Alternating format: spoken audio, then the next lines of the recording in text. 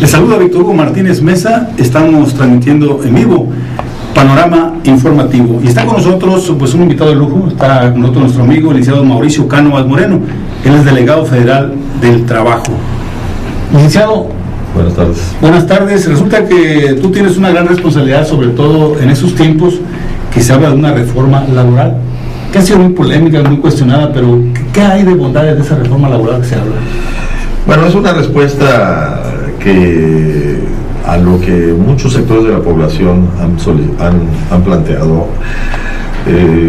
Es un marco laboral, un marco normativo del mundo laboral mexicano que tiene más de 40 años y que fue diseñado para un mundo muy distinto, para un mundo económico muy distinto, sin tratado de libre comercio, y que nos tiene en situaciones muy desventajosas en materia de competitividad con los países con los que competimos.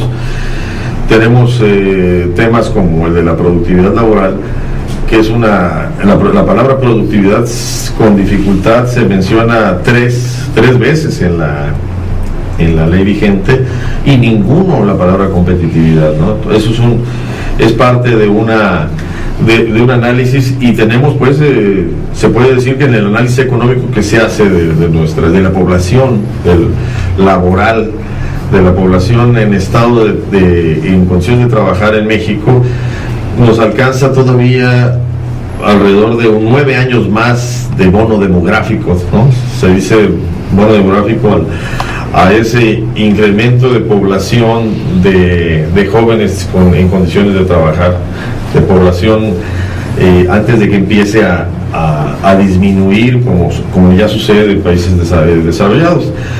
Todo esto, digamos, son múltiples factores que están alrededor de eso, pero principalmente eso es lo que yo quería, lo que señalaría, ¿no?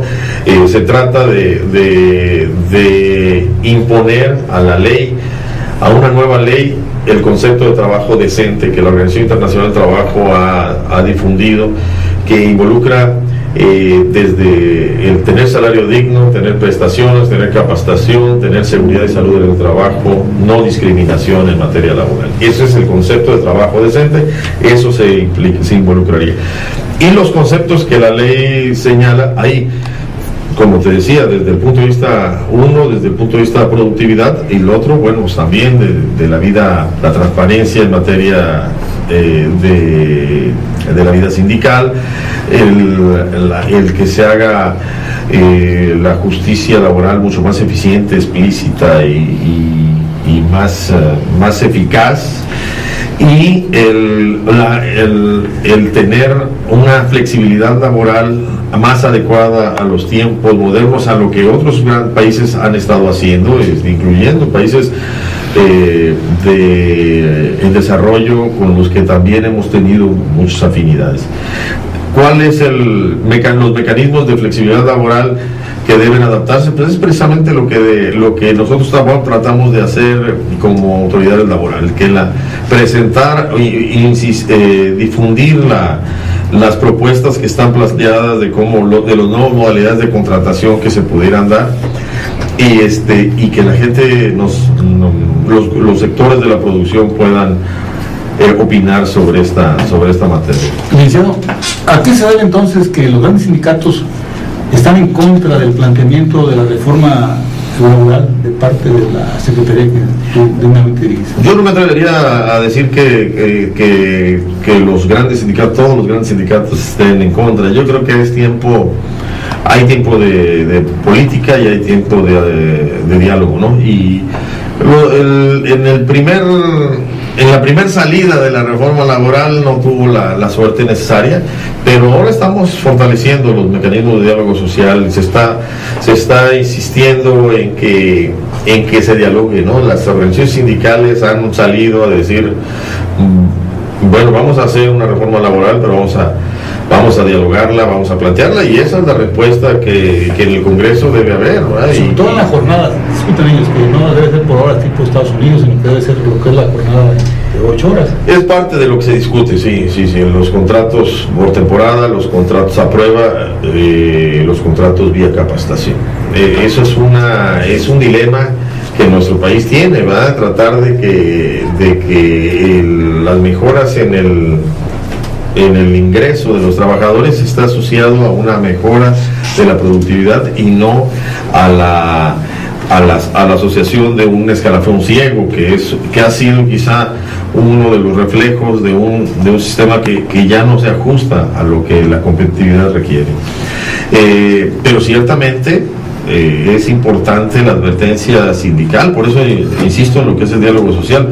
La advertencia sindical nos sirve para subrayar varias cosas. Uno, el artículo 123 constitucional no se va a violar, no se va a modificar. Otro, el aspecto fundamental: se deben respetar los derechos de los trabajadores, se deben mantener sus prestaciones sociales. Entonces, ese dilema lo tenemos en México como lo se tiene en muchos lados. Cómo compaginar esos esfuerzos de que una flexibilidad de entrada y salida al mercado de trabajo para que puedan entrar, sobre todo los jóvenes que son los que tienen más ese problema. Se está tratando de responder a ese viejo dilema de que el joven no consigue trabajo porque no tiene experiencia, y no tiene experiencia porque no consigue trabajo. ¿Cuál es la modalidad? La modalidad de la contratación temporal como una modalidad para poder acceder al trabajo. Licenciado Cánovas, Nayarit, trasladando Nayarit el aspecto de productividad laboral, ¿cómo se ha visto? ¿Hay incremento o está en stand-by o cómo vamos en ese sentido? Es difícil. Ha habido, últimamente plantearon que el Instituto Mexicano de Competitividad encontró que había algunas posiciones relativas y atractivas desde el punto de vista de competitividad de Nayarit. Nosotros tenemos con organizaciones sindicales y empresas, hemos hecho un ejercicio muy interesante desde el año pasado, que fue la adaptación del modelo CIMAPRO, el modelo de medición de la productividad laboral, que se aplicó en la reestructuración de la industria azucarera durante varios años, con mucho éxito, en Nayarit, en el caso del ingenio de Puga, y se aplicó en la modalidad para el sector turismo. ¿En qué consiste? Es una filosofía, es un método, es una modalidad de compartir mandos medios, empresarios, sindicatos, trabajadores, la problemática de la productividad, el definir modalidades de cómo ir identificando los problemas, generando mejoras, avanzar en la medición de las medidas que se hacen para mejorarlo, y llegar al punto, mediante la autoformación, la formación en los centros de trabajo, a niveles de productividad y certificación y de gestión por competencias. Ese proyecto está en ejercicio en Valle de Banderas y ya resulta un ejemplo nacional, y si me temo decir, no tengo temor de decirle internacional. O sea, ha sido un buen ejemplo de diálogo social para incremento de la productividad laboral de forma incluyente. De hecho, en lo que le dio al fenómeno de Valle de Banderas de productividad laboral que estoy hablándole, es que lo que le dio la particularidad fue que los sindicatos, junto con la Organización Internacional del Trabajo como orientadora, y la Delegación Federal del Trabajo, fueron los que presentaron la propuesta a las empresas.